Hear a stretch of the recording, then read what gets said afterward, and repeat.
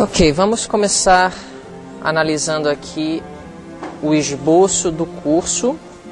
Primeiro lendo a citação, Cristo Triunfante, página 334.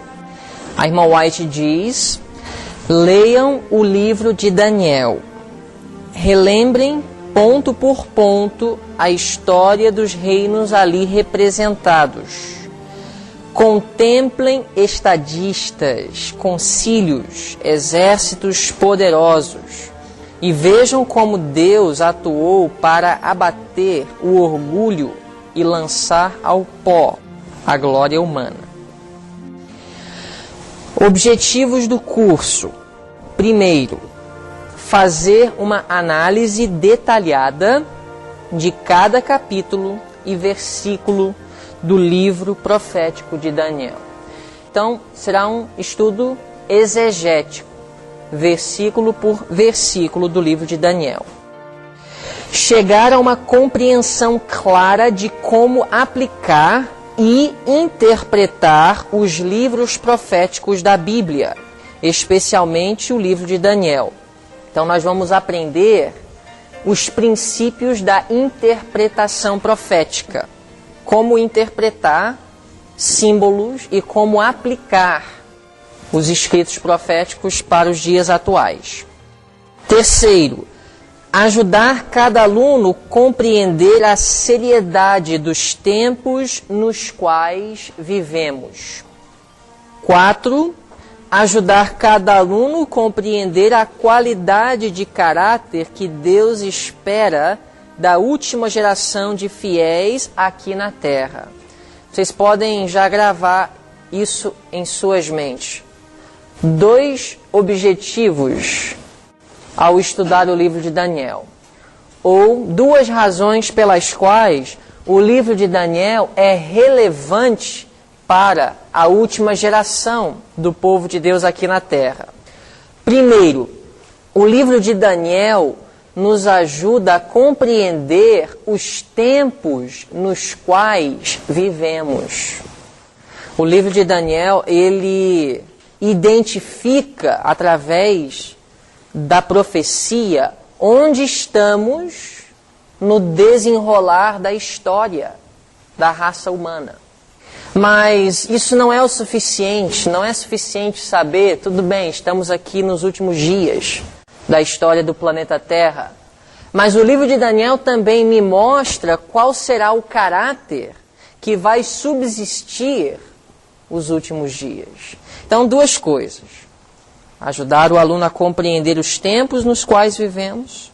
É o que nós vamos fazer através do estudo do livro de Daniel. Mas também ajudar o aluno a compreender a qualidade de caráter que Deus espera da última geração de fiéis aqui na Terra. E 5º objetivo, aprender como fazer comentários dos livros da Bíblia. Os livros texto, versão da Almeida Corrigida Fiel, trinitariana, de preferência, a Bíblia na versão corrigida fiel de Almeida. O livro de Ellen White, Profetas e Reis, seção 5, tem 6 capítulos que comentam sobre a vida de Daniel. Esses 6 capítulos do livro Profetas e Reis se encontram na seção 5. Eles são comentários dos primeiros 6 capítulos do livro de Daniel. Então, eles correspondem com os capítulos do livro de Daniel até o capítulo 6. E o livro de Urias Smith, Profecias de Daniel. Esse livro será primordial para essa disciplina. Requerimentos do curso, o que eu, como professor, espero de vocês. Prover esboço de cada capítulo do livro de Daniel. E ler o livro de Daniel da Bíblia, capa a capa, capítulo 1 a 12. Profetas e Reis, capítulo 39 até 44. E as profecias de Daniel, capítulo 2, 7 a 10. Então vamos lá. A introdução do livro de Daniel. Vamos primeiro responder aquela pergunta que eu adiantei para vocês. Por que o livro de Daniel é relevante para o povo remanescente? Por que esse livro é relevante? Eu mencionei já duas coisas, eu vou mencionar as duas de novo e vou adicionar uma terceira. 3 razões pelas quais o livro de Daniel é relevante para o povo remanescente. Deixa eu começar com a primeira, a que eu não mencionei. Está em Mateus capítulo 24, verso 15. Vamos abrir em Mateus 24, 15. A pergunta é, por que o livro de Daniel, esse livro do Antigo Testamento, é relevante para o povo remanescente?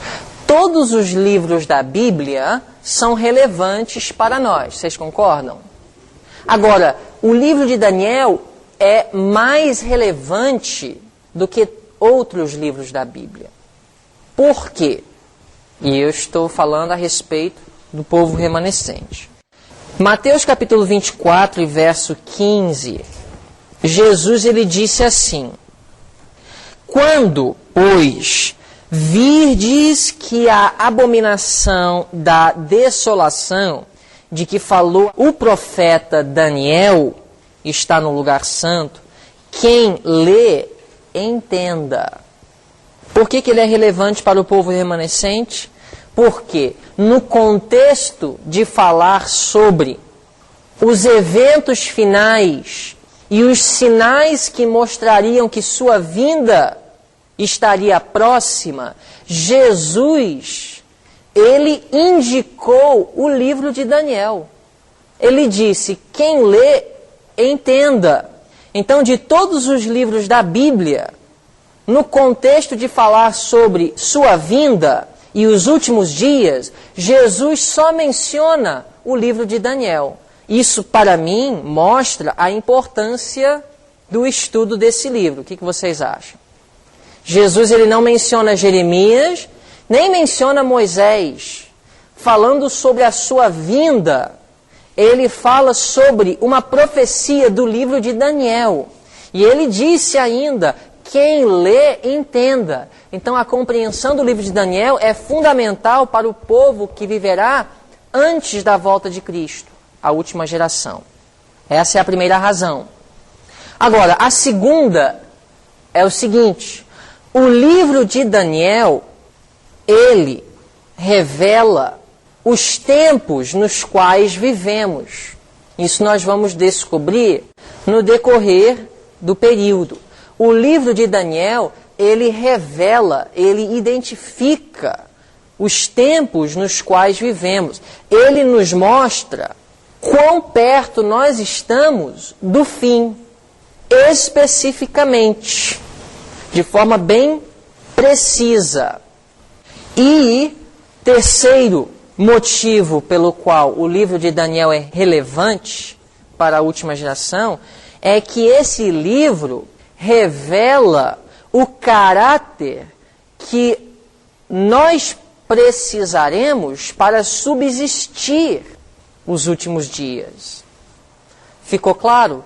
3 motivos pelos quais o livro de Daniel é relevante.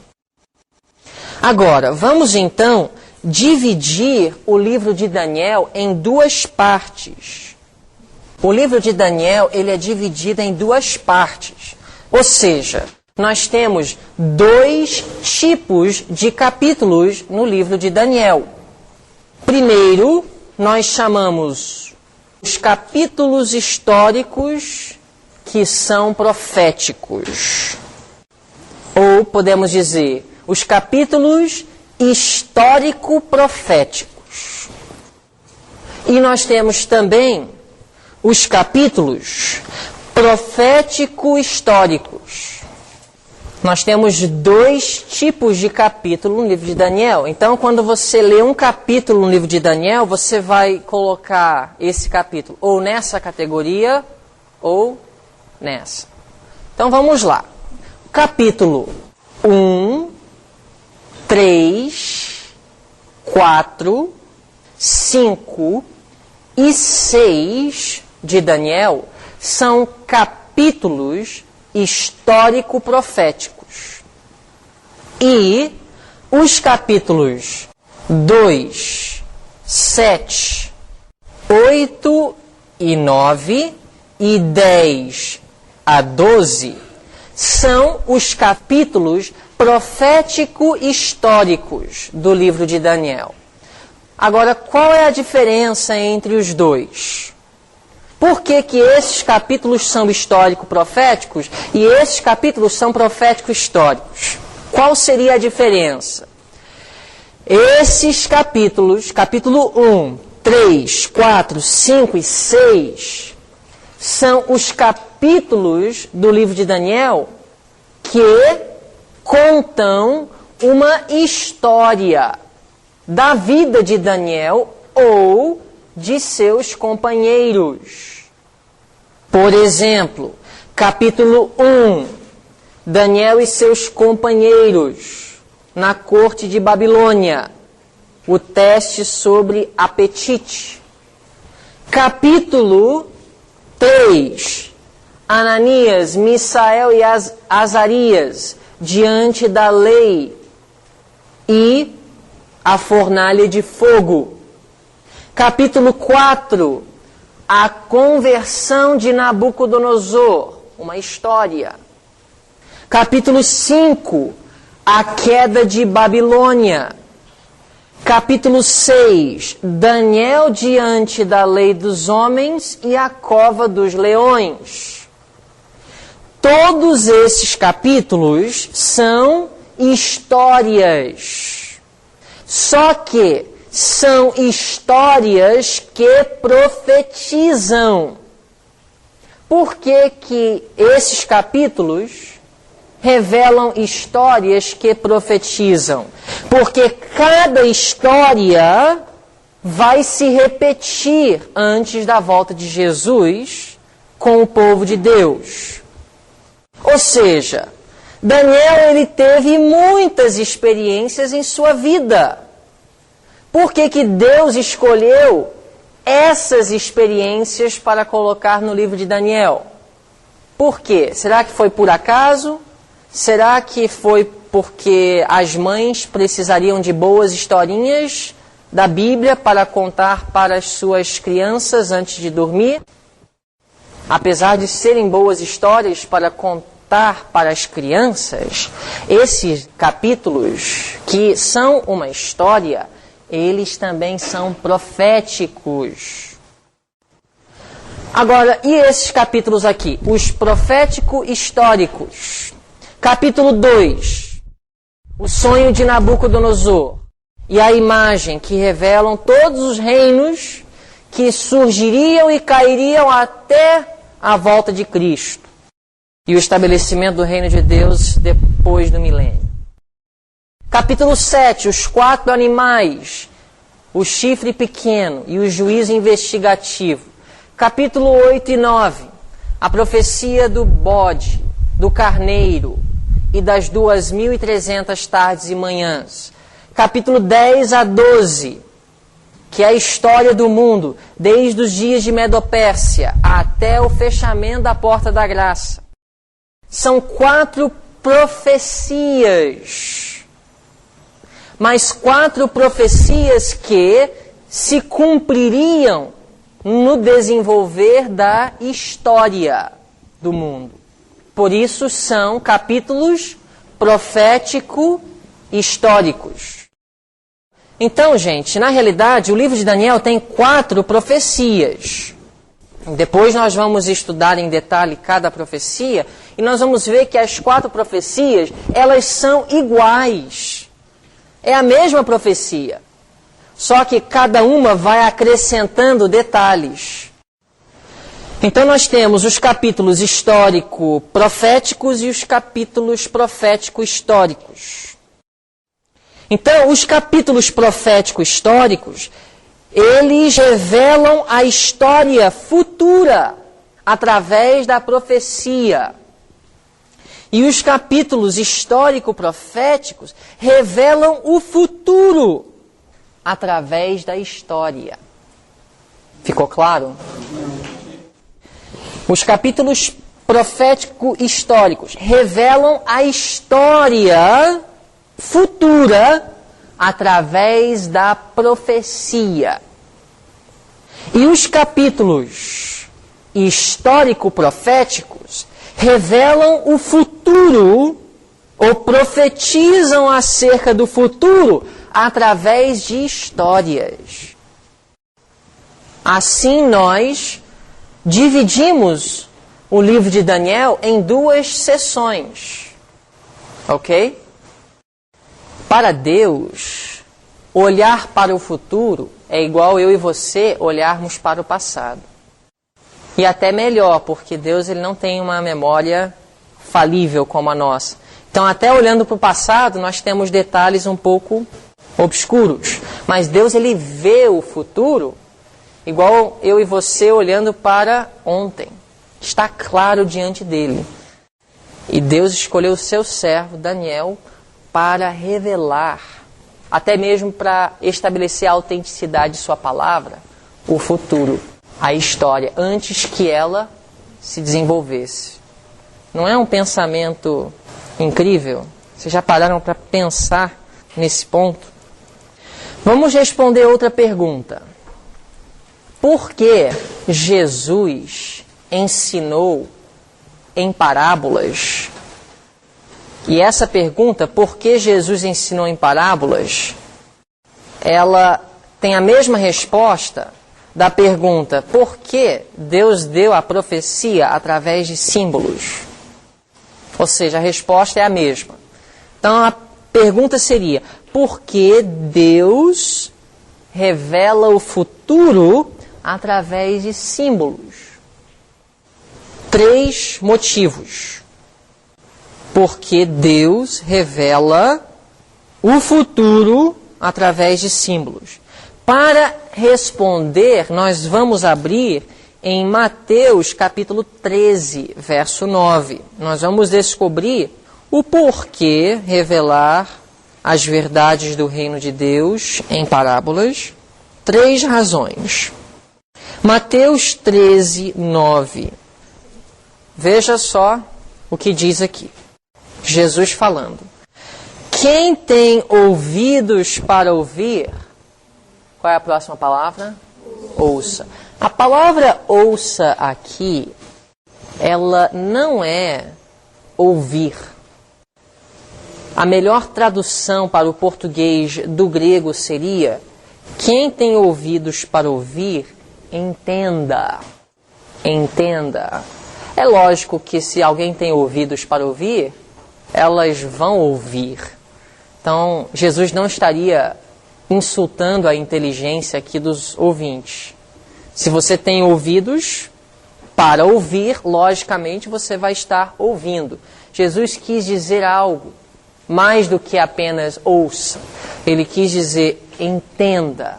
Mas para entender o que ele iria explanar nesse capítulo aqui, as pessoas precisarão de ouvidos espirituais, não carnais. Ou seja, um coração que compreendesse as coisas de Deus. E para isso é necessário entendimento. Então, quem tem ouvidos para ouvir, entenda. É interessante notar, segura o dedo em Mateus 13, é notar que as mesmas palavras estão em Apocalipse 13, verso 9. E é até praticamente fácil de lembrar, porque Mateus 13, 9 e Apocalipse 13, 9 são as mesmas palavras, o mesmo Espírito que fala. Verso 9 de Apocalipse 13. Se alguém tem ouvidos, qual é a palavra? Ouça. A mesma palavra do grego que está em Mateus 13, 9. Então, quem tem ouvidos, ouça.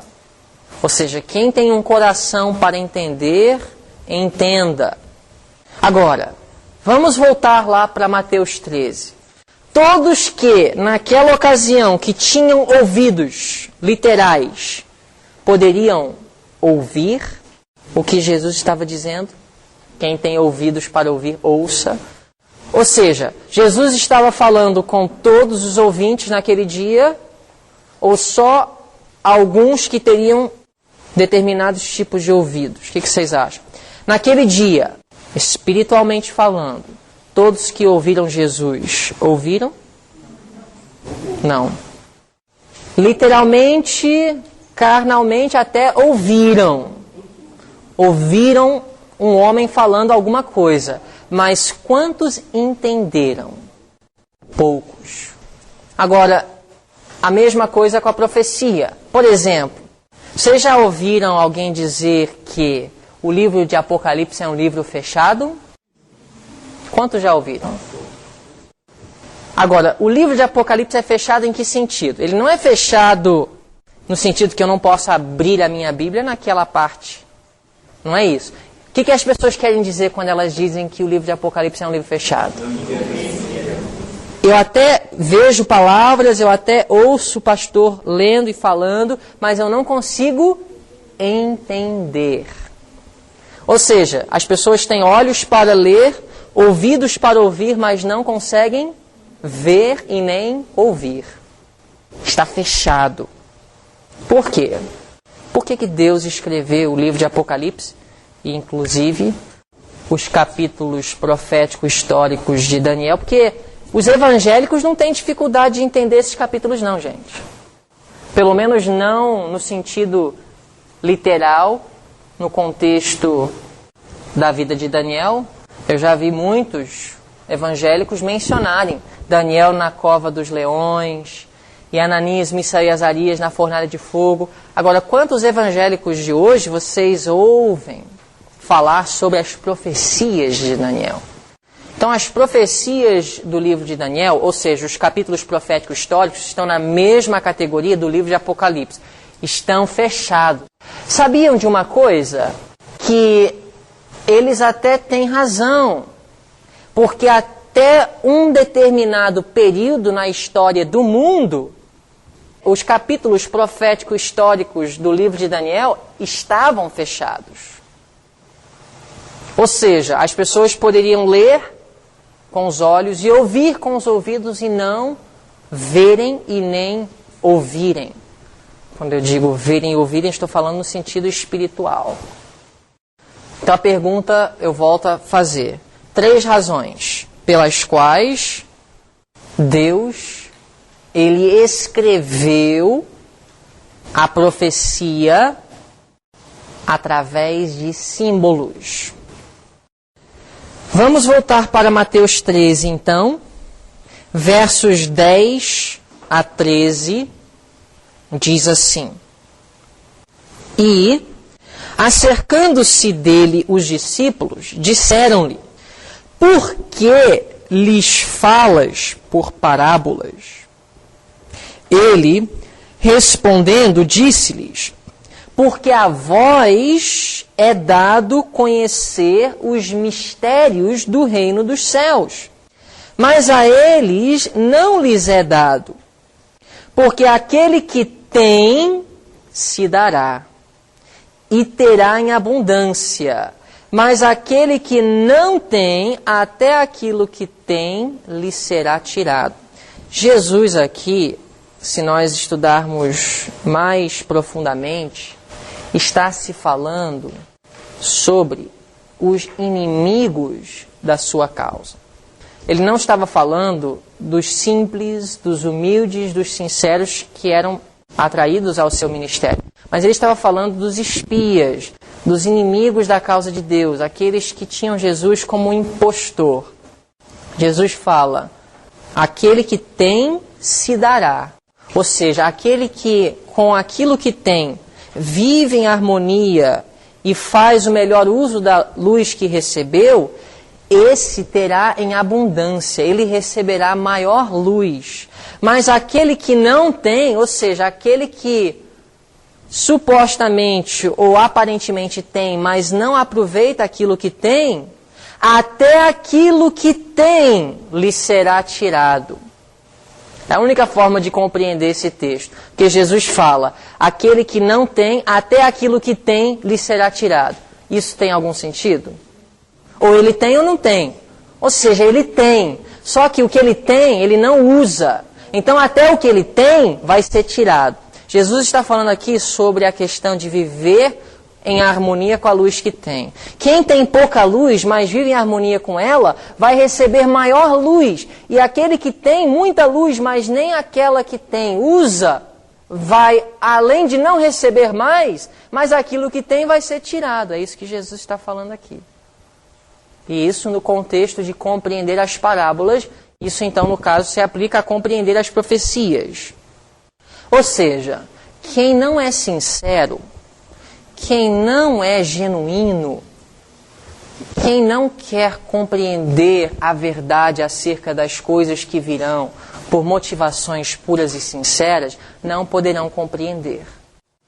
Ou seja, Jesus, ele quis, essa é a primeira razão, que somente os sinceros, genuínos, esforçados, compreendessem o futuro. Ou seja, alguns curiosos que querem saber o futuro, só por saber, ou só por dizer que sabem alguma coisa interessante, misteriosa na vida, Jesus prefere esconder, ocultar da compreensão dessas pessoas a profecia ou a verdade do futuro. Outra razão, Deus ele quer proteger a verdade dos inimigos da causa de Deus.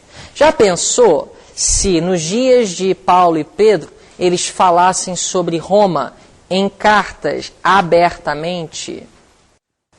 Como a causa de Deus teria sofrido ainda muito mais perseguição? Não se pode. Já pensou se hoje você abrisse o livro de Apocalipse e lesse sobre o catolicismo de forma clara e compreensível a qualquer leitor? O que seria da Bíblia? A Bíblia não teria nos alcançado. Vocês estão entendendo? Por que Deus ele fala em parábolas ou símbolos? Deus ele precisou de preservar a sua palavra. A Igreja Católica, se a Bíblia falasse dela do jeito que ela fala, em palavras mais compreensíveis, ela teria tido a Bíblia como anátema. Ela já tinha a Bíblia como anátema durante a Idade Média, mas não de forma tão descarada. Mas já pensou que guerra teria sido feita contra a Bíblia se a Bíblia falasse claramente sobre a verdade que é exposta em Apocalipse e Daniel? Se em vez de dizer chifre pequeno dissesse o papado, se em vez de dizer besta que surgiu da terra dissesse Estados Unidos da América? Bom, então vocês já entenderam a segunda razão, para proteger a verdade. E também, número 3, para ajudar o povo de Deus a se identificar com sua mensagem. Vou explicar. Que objeto Deus usou para ensinar Nabucodonosor aquilo que ele queria saber sobre o futuro? Que objeto? Um ídolo. Porque ele era idólatra. E o que Deus usou para revelar a Daniel acerca do futuro? Os animais do santuário. Animais. Capítulo 8, animais do santuário. Então, Jesus ensinou em parábolas para ajudar as pessoas a identificar. Para os pescadores, o que Jesus disse? Vocês serão pescadores de homens. Para Nabucodonosor, Deus usa um ídolo para ensiná-lo acerca do futuro. Deus não concorda com idolatria, mas até um ídolo Deus usou para revelar uma verdade para aquela pessoa. Porque Deus ele gosta de usar objetos com os quais as pessoas podem se identificar.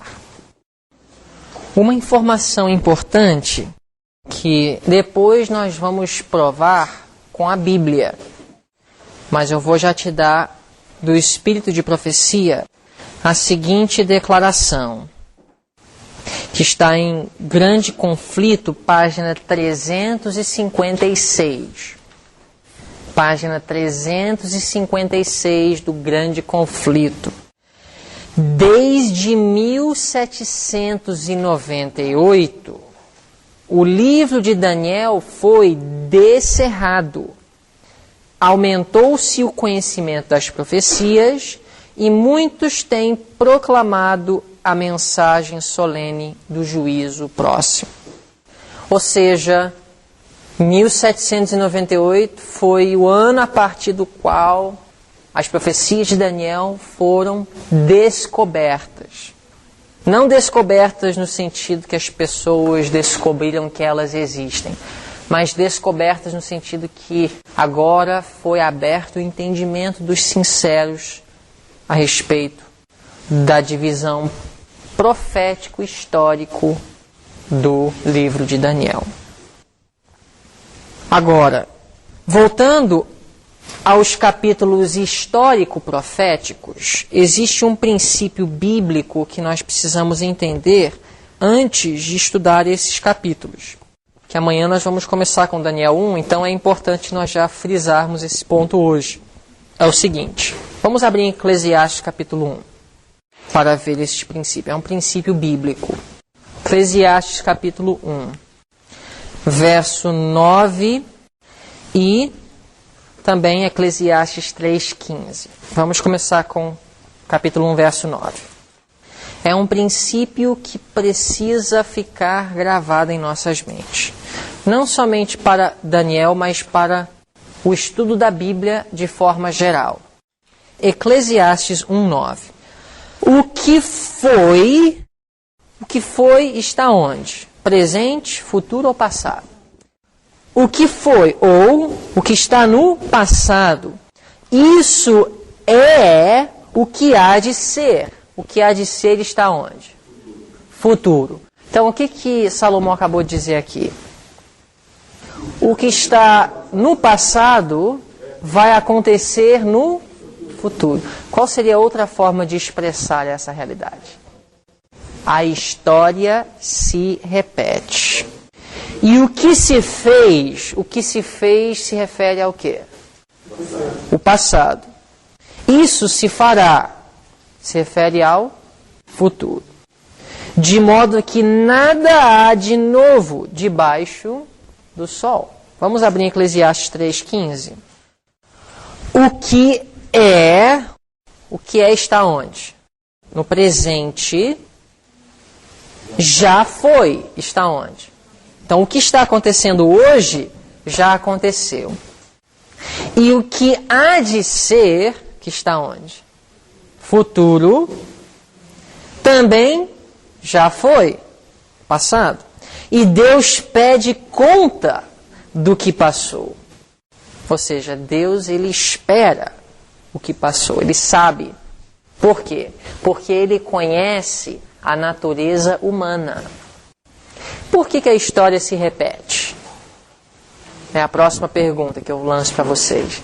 Por que a natureza humana não muda? É a mesma. Então, muda-se os participantes, muda-se os nomes, muda-se os lugares, mas a natureza humana, quer seja chinês, africano, americano, europeu, a natureza humana sendo a mesma, a história se repete. Próxima pergunta. Como fazer com que a história não se repita? Aprender com os erros dos homens do passado. Ou seja, aprender as lições da história. Nós precisamos estudar história não somente para obter conhecimento. Sabe que essa é uma das diferenças fundamentais da educação secular ou do mundo e a educação cristã. É no estudo da história. Na educação secular, nos estudos de história nas escolas do mundo, estuda-se a história para obter informação. O cristão, ele não estuda a história para obter informação. Ele estuda a história para aprender a informação e aprender os princípios revelados na história, aplicá-los a fim de evitar os erros passados. Entendeu? Então a gente estuda a história para aprender as lições e os princípios revelados nela, a fim de evitar os erros daqueles que já passaram. Então, como pode-se evitar que a história se repete? Aprendendo com os erros. É lógico que existem momentos na história de grandeza, de nobreza, de coragem, de integridade, tudo isso revelado na vida de homens como Daniel e seus companheiros. E nesse caso nós queremos que a história se repete, não é verdade? E a história vai se repetir. Que apesar da natureza humana ser a mesma, falando dos erros dos homens dos passados e como eles se repetem no futuro, também o Deus que inspirou os heróis do passado é o mesmo. E ele terá outros heróis no presente e no futuro. Eu quero que a história de Daniel 3 se repita. Não o lado negativo, um decreto de morte de um rei, um monarca, ditador, eu não quero que isso se repete. Mas sabemos que vai se repetir porque a natureza humana é a mesma e vai acontecer. Mas que a história de Ananias, Misael e Azarias se repita em nós. Esse é o meu desejo. Por isso é importante estudar a história. Agora, será que Jesus ele compreendeu esse princípio? Vamos abrir em Mateus 24.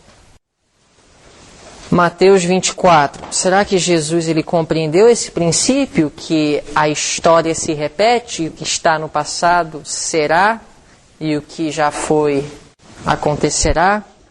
Mateus 24, 37, Jesus ele revela aqui que ele entende esse princípio. E ensinou. Verso 37 de Mateus 24. E, como foi nos dias de Noé, assim será também a vinda do Filho do Homem. Aqui Jesus estava profetizando, mas ele não usou uma profecia simbólica para revelar o futuro. Ele usou uma história com a qual os ouvintes poderiam se identificar, e ele usa aqui o paralelismo para ensinar. Jesus ele pega a história de Noé e ele fala assim, tá vendo isso aqui? Isso vai acontecer lá na frente. Pessoas serão diferentes, o mundo será diferente, o lugar será diferente, a sociedade será diferente, mas assim como foi nos dias de Noé, assim também será nos dias da vinda do Filho do Homem. Ou seja, Jesus ele profetizou usando a história. E Daniel também ele profetiza através da história. Daniel 1 é uma profecia. Amanhã nós vamos estudar. Como é uma profecia? Nós temos Babilônia, o representante do governo de Satanás na terra, invadindo Jerusalém, a igreja de Deus, jovens sendo colocados diante de uma prova severa sobre apetite, sobre alimentação, jovens sendo fiéis a Deus até a morte. Isso é uma profecia, isso não é uma história. É uma história, mas é uma história profética. É uma história que profetiza. E essa profecia se cumprirá antes da volta de Cristo. E já está se cumprindo, inclusive. Então, nós temos o princípio da história se repete. Muito bem. Mais alguma coisa que eu quero compartilhar com vocês. A diferença entre interpretação e aplicação. Interpretação e aplicação. E nós vamos agora usar uma parábola de João 12 para ilustrar a diferença entre interpretação e aplicação. O que é isso aqui? O que vocês chamam? Um pincel. Quando eu falo que isso é um pincel, eu estou interpretando. Quando eu pego isso e uso para um determinado fim, eu estou aplicando. Ok? Só uma ilustração. Agora, é importante, primeiro, interpretar antes de aplicar. Porque se eu não interpretar corretamente, eu posso mal aplicar. Por exemplo, se eu interpretar isso aqui como martelo, aí eu vou mal aplicar. Porque se eu pego o pincel, mas eu interpreto como martelo, aí eu vou aplicar e eu não vou ter muito êxito em colocar um preguinho nessa parede. Porque é uma má aplicação. Por que foi uma má aplicação? Porque a interpretação estava errada. Agora, às vezes, eu posso até fazer uma aplicação que não seja a aplicação primordial ou a normal para aquele instrumento, mas que pode até servir, certo? Mas, às vezes, não serve. Muitas vezes, passagens da Bíblia são mal aplicadas porque houve uma má interpretação. Então, primeiro, antes de aplicar, é necessário interpretar. Interpretar corretamente. Ok? Então, deixa eu dar o exemplo aqui em João 12. Versículo 24. Na verdade vos digo que, se o grão de trigo caindo na terra não morrer, fica ele só, mas se morrer, dá muito fruto. Normalmente, nós, naturalmente, quando a gente lê uma passagem, o que a gente quer fazer primeiro? Aplicar. Como é que eu poderia interpretar esse versículo? Ou seja, qual seria a interpretação dele? Na verdade vos digo que, se o grão de trigo... Alguém poderia interpretar grão de trigo para mim? O que é o grão de trigo nesse texto? Alguns poderiam dizer, é a palavra de Deus. Outros poderiam dizer, somos nós. Outro, é Jesus. Pode haver mais de uma interpretação? Ou seja, isso aqui pode ser uma faca e um pincel ao mesmo tempo? É só uma coisa, é um pincel. Eu posso até, me esforçando, usar o pincel como uma faca junto com o meu garfo para comer a minha comida. Talvez eu até conseguiria, ele poderia até ser útil para tal fim. Não como martelo, isso seria uma má aplicação. Que eu não vou chegar a lugar nenhum usando isso aqui para colocar o prego na parede. Mas talvez como uma faca, mas ele só é um pincel. Ou seja, o grão de trigo, em João 12, 24, não é a Bíblia, nós e Jesus ao mesmo tempo. É só um. Eu posso aplicar a todas essas coisas, quem sabe dê certo, mas o que o grão de trigo é como interpretação? É Jesus. O grão de trigo é Jesus. E o que é a terra? Aí ele fez uma aplicação. Ele disse que é o coração do ser humano. Mas isso não é a interpretação. O que é a interpretação de terra? Alguém sabe? A sepultura para a qual Jesus foi. E o que é o fruto?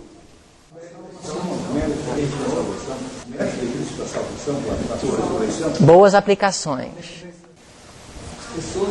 As almas que serão salvas como resultado da morte de Cristo. Essa é a interpretação de João 12, 24. O que Jesus está dizendo aqui? Se eu morrer, eu perco a minha vida, mas eu terei fruto na salvação de muitos. É o que Jesus está falando nesse versículo. Agora, eu posso aplicar. O grão de trigo pode ser a palavra de Deus, a terra pode ser o meu coração, o fruto pode ser o caráter de Cristo reproduzido em mim. É uma boa aplicação, sim ou não? Serve. Por que ela é uma boa aplicação? Porque ela não foge do objetivo do originador. E nem entra em conflito com nenhum outro conceito que o mesmo traz. Ok? Também pode ser o grão de trigo, a palavra de Deus, a terra, o mundo e o fruto, a salvação das pessoas para quem eu trabalhei. Outra boa aplicação. Mas não é a interpretação. Como é que eu posso descobrir a interpretação? O próprio contexto vai me ajudar. Se eu ler um pouco antes, eu vou ver que realmente Jesus estava falando sobre a sua morte. Entendeu? Então, o próprio contexto, ele revela. Se você vê em João capítulo 12, verso 32, você vê por que eu cheguei a essa conclusão. Que Jesus disse, e eu, quando for levantado da terra, o que diz? Todos atrairei a mim. Então, ele estava falando da salvação das almas, das pessoas, como resultado de sua morte, entendeu? Se você vê no verso 23, você vê que Jesus falou a respeito da hora que chegou para ele ser glorificado. Aí você compara isso com outro texto de João e você vê que isso se referia à sua morte. Assim você interpreta a Bíblia, comparando texto com texto. Ok? Agora, eu não posso dar uma interpretação particular à Bíblia e nem à profecia. Você está entendendo? Ou seja, quando eu perguntei, vocês deram até boas respostas, mas tudo foi, a não ser alguns, interpretação particular. Você leu o texto e você falou o que você acha do texto. E até coisa boa. E seriam até aplicações boas, apropriadas, mas isso é uma visão particular. Então deixa a Bíblia interpretar a ela mesma, está entendendo? Deixa João interpretar João, e não Jorge interpretar João. Ou seja, se João falou alguma coisa, deixa o próprio João dizer o que ele quis dizer com isso. Em outras palavras, se Paulo fala que nós somos justificados pela fé e não pelas obras, deixa Paulo se explicar. Não vem Maria dizendo o que ela acha que Paulo quis dizer com essas palavras. A Bíblia se explica, não precisa da minha ajuda. Agora, o Espírito Santo me inspira a aplicar. E aí vem um bom sermão pegar a interpretação bíblica e aplicar. E ajudar o povo de Deus a aplicar em suas vidas. Então, quando você lê o chifre pequeno, em Daniel 7, deixa o próprio texto se explicar. Agora, uma coisa com a profecia é que você precisa mais do que a própria Bíblia para interpretar. O que você precisa, além da Bíblia, para interpretar a profecia? A história universal? A história. A história universal. Ou seja, como eu disse, a Bíblia, na profecia de Apocalipse ou Daniel, não vai mencionar o papado. Então, a história vai explicar o texto. Mas a história vai explicar o texto de forma tal que não tem como fugir ou ter dúvidas ou negar. Vocês estão entendendo? Mas de um modo geral, a Bíblia, como é que ela deve ser interpretada? Por ela mesma. E quando eu tenho uma boa interpretação, como será a aplicação? Ela será boa. Se eu sei que isso é um pincel, então eu vou aplicar o pincel da forma correta. Entendeu? Mas se eu não sei que é pincel e eu dou uma interpretação particular e digo que é um martelo, aí eu vou ter uma aplicação incorreta. Por isso que uma pessoa pega, um evangélico pega Lucas 4,16, que fala que Jesus ia às sinagogas todos os sábados, e ela não deixa a própria Bíblia explicar o texto. Aí ela dá a sua própria interpretação. E sabe o que elas falam? Que Jesus ele estava guardando aquele sábado não como homem, mas como judeu, para cumprir o ritual judeu. Isso é uma interpretação particular. Aí como é que isso afeta a aplicação dela? Ela mesma não se sente na responsabilidade de guardar o sábado seguindo Jesus como exemplo, mas vê Jesus guardando o sábado só como judeu. Então a sua experiência é doente. Ela guarda o domingo, não o sábado. Ou seja, uma má aplicação. A aplicação ela guarda o domingo. Por que é uma má aplicação? Porque houve uma má interpretação. Ela não definiu corretamente o texto. Então, a experiência religiosa é doente. Muito importante saber como interpretar. Inclusive, os próprios escritos de Ellen White precisam ser bem interpretados. A interpretação é o que o texto está falando em seu contexto original. A aplicação é como eu trago os princípios daquele texto e aplico a nós hoje. Essa é a melhor forma de definir esses termos. Muito bem, agora vamos ver algumas coisas. Mas nós temos algumas declarações do espírito de profecia. O espírito de profecia estimula o estudo do livro de Daniel. Vamos ver então a primeira citação que vem do livro Atos dos Apóstolos, 585. No Apocalipse, todos os livros da Bíblia se encontram e se cumprem. Ali está o complemento do livro de Daniel. Um é uma profecia, o outro uma revelação. A profecia sendo o livro de Daniel. O livro que foi selado não é o Apocalipse, mas a porção da profecia de Daniel relativa aos últimos dias. Qual é essa porção relativa aos últimos dias? Os capítulos proféticos históricos.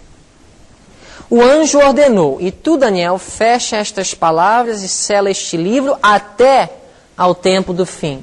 Quando começou o tempo do fim? 1798. Evangelismo 363. Grande é a necessidade de examinar o livro de Daniel e o de Apocalipse e aprender cabalmente os textos, a fim de sabermos o que está escrito. Isso se chama o quê? Aprender os textos. Interpretação. Interpretar os textos corretamente. Mensagens Escolhidas, volume 2. O livro de Daniel está agora aberto. Ou seja, ele não é mais um livro selado. E a revelação feita por Cristo a João deve vir a todos os habitantes da terra. Pelo acréscimo do conhecimento deve ser preparado um povo para subsistir nos derradeiros dias. Um dos objetivos para a leitura do livro de Daniel é preparar um povo para subsistir nos últimos dias. Segunda Mensagens Escolhidas 109. No Apocalipse, o leão da tribo de Judá abriu aos estudiosos da profecia o livro de Daniel. E assim Daniel se erguerá em seu lugar. Alguém já leu esse texto que Daniel se erguerá em seu lugar? Vamos abrir em Daniel capítulo 12. Talvez você nunca interpretou esse texto corretamente. É no final do livro, Daniel capítulo 12, que o anjo Gabriel disse assim para Daniel. Daniel 12, verso 13. Diz assim: Tu, porém, vai até ao fim, porque descansarás e te levantarás na tua herança no fim dos dias. Aqui a irmã White ela faz uma aplicação, não é interpretação não. Mas não sei se vocês viram que ela estava citando Daniel 12, 13. O que vocês acham que é a interpretação de Daniel 12, 13? Isso é no final do livro, no final da vida de Daniel, e o anjo diz: Tu, porém, vai até o fim, porque descansarás. Interpreta descansarás para mim. Você vai morrer, Daniel. E te levantarás na tua herança.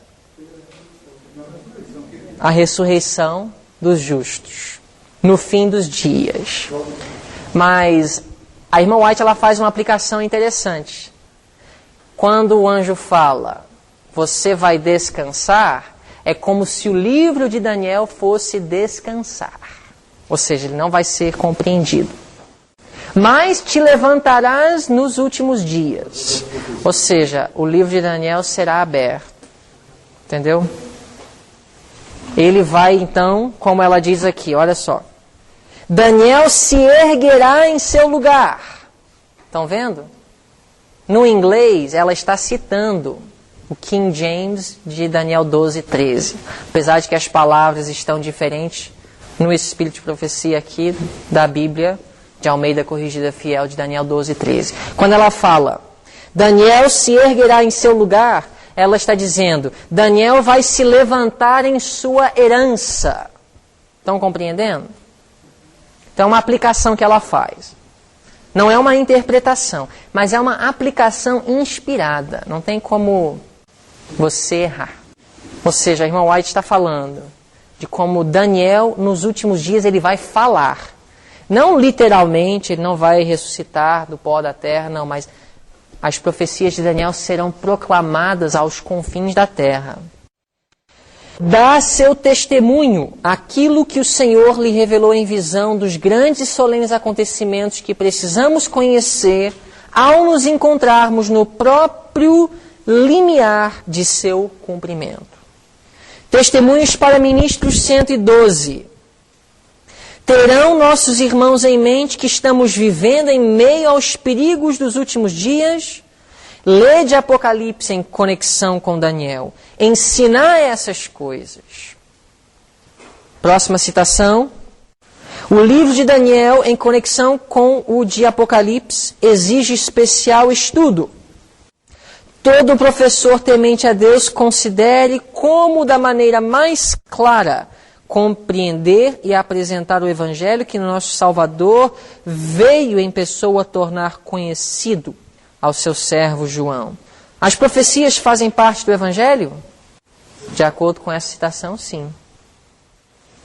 Ninguém deve desanimar no estudo do Apocalipse por causa de seus símbolos aparentemente místicos. Aí nós temos as promessas de Tiago 1,5. Se alguém falta sabedoria, Deus dará. E também, bem-aventurado, Apocalipse 1,3, aquele que lê. E os que ouvem as palavras desta profecia e guardem as coisas que nelas estão escritas.